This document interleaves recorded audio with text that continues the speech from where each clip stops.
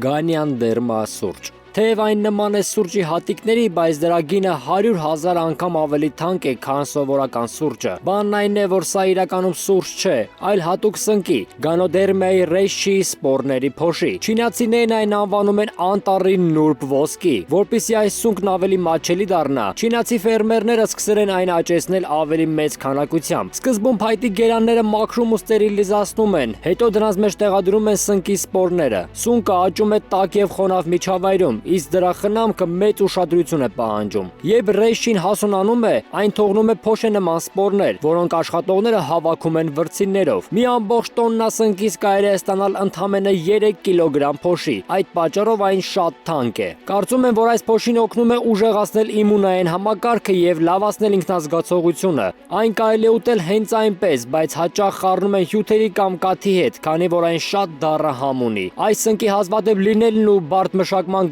գործընթացը այն դարձնում է աշխարհի ամենաթանկ ու շքեղ մթերքներից մեկը։ Չենք մոռանում բաժանորդագրվել Նարեկ Դեմիրճյան էջին։ Շնորհակալություն։